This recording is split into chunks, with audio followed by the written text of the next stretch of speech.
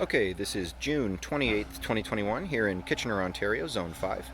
And in this video I want to talk about my composting operation. It's been a while since I've talked about these bins.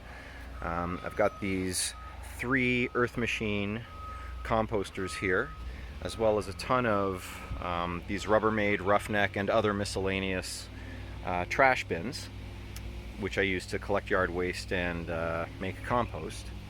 And these bins have been full. First of all, pardon all the noise from the construction equipment. They're doing all kinds of work out in the street. It's kind of loud and noisy, but I want to get this video done right now because I'm in the middle of the work and I want to finish it. But anyway, so these bins, they've been full since, I don't know when they were last emptied, but earlier this spring I basically had them completely full with unfinished yard waste. I had some material left over from the fall that was basically finished, and I've depleted that, used that to top up my container mix and mulch some of these containers. But this bin here, as of about, I don't know, a week ago, 2 weeks ago, this bin, actually all of them, they're in a state of, somewhat finished. This material here is fairly unfinished, right? Very whole material. The deeper I dig in this, I'm sure I'll find some more finished material. In this bin, now you can see these were all full all the way to the top. So I've already been doing some work to deplete these this morning. You can see in this one, as I've gotten down to about this layer, here's where I've stopped because we're starting to get into some fine material. And so the state of this bin, this is sort of representative of how this middle bin is representative of how this bin was. This bin I've just refilled. This bin here, about an hour ago, this was empty, and I spent a bunch of time refilling it from yard waste I had.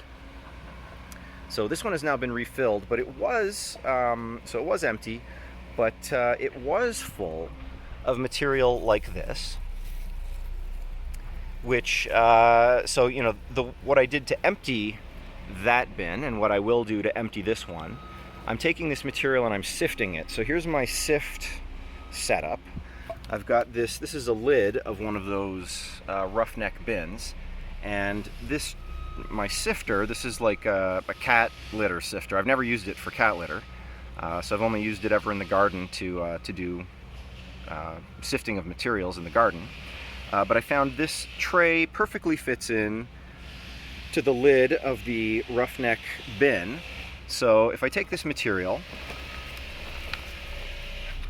right now, this is ordinarily I wouldn't do this one-handed, but I can kind of, you can see I can use that to sift out some fairly nice material, and it stays contained in the tray. And so normally what I would do, I would just lift this whole thing up and shake the whole thing, and this way I don't have my compost, because if I just try and if I lift this up by itself, the tray by itself, and shift, I lose a lot of my material out the side. It kind of wants to shoot with inertia off the side. Whereas if I've got it in the tray and I shake the tray, the lid to the trash bin, the material all gets captured in the bin. So anyway, that's my setup for slowly and laboriously sifting out material. And so the result is I've got all this. Now, this is not all the material. I've been using it. I've been doing this for about a week now. It's gradually depleting this bin. And so what comes out is very nice sifted material, and the leftover material kind of like, I try and break it up a little with my hands as I'm doing this. Break it up, scrub it through the holes to try and maximize, getting all the small material out. Eventually, once I've got all the small material, that goes in there, and then this loose, I'm calling it larf, is going in this, in this pile here. So this is what the material originally looked like. This is the last of the material from that first, from the first bin. This is the last of the spring compost. So you can see there's big sticks, there's quite a lot of kind of fine muddy soil in here. So that's what I sifted out. I got maybe 4 of these 5-gallon buckets worth. So this is, I'm down to my last bucket here.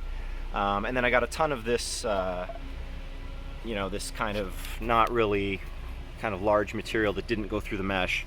And that I was just throwing back in these bins, and a lot of that has now ended up back in this. So I know I'm not explaining this well, it's a little bit confusing, but basically that whole bin was semi-finished. I sifted it.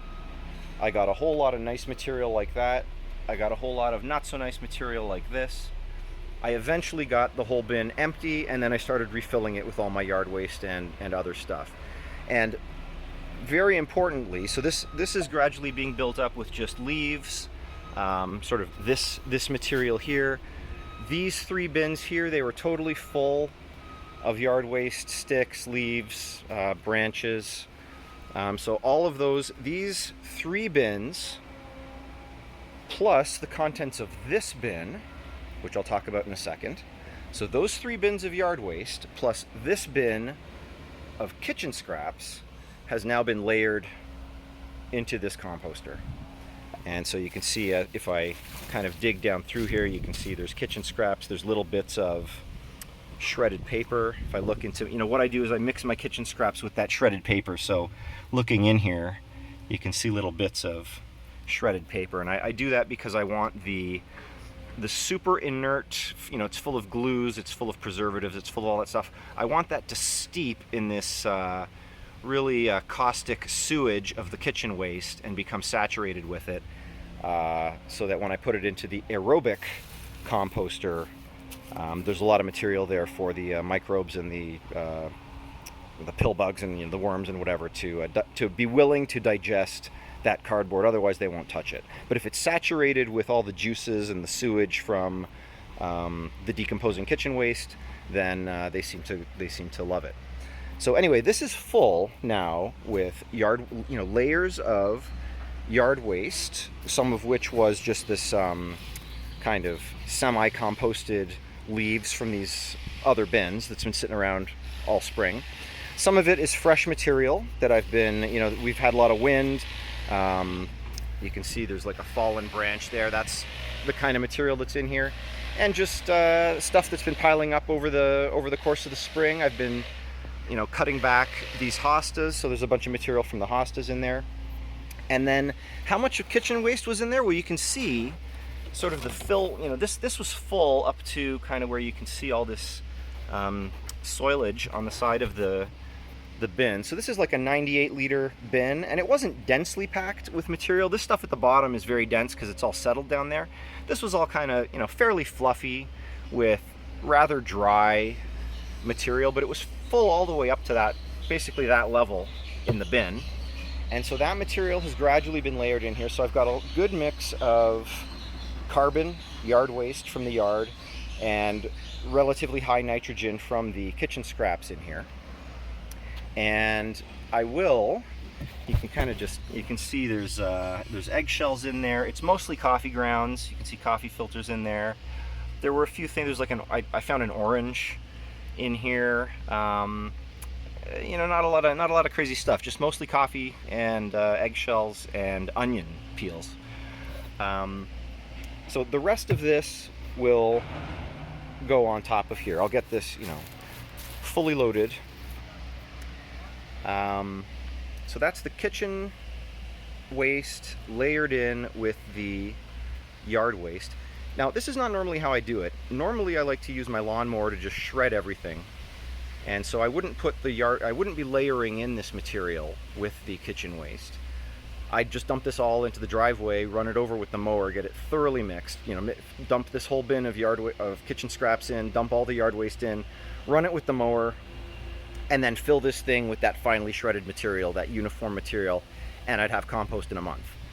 But my lawnmower has quit on me, so I have to use this more traditional method of just letting time do the work and just putting the material in a bin and letting it sit for a while. So this is larger whole material, but it's been layered in now with a good mix of browns and greens. So actually I'm just going to cap this bin. This bin I'm going to proceed to, I'll continue to sift the material and get this second bin emptied, and then I'll start layering in from the bottom some of this more whole material and try and recover, get this bin emptied as well.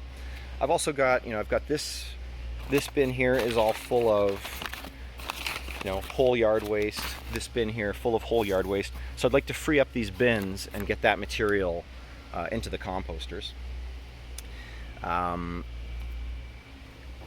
The remaining, just sort of now you can see I leave these open so that the rain can get in them. So the material that was in here was quite swampy, quite, I should say that I'm feeling pretty lightheaded and not feeling very well right now.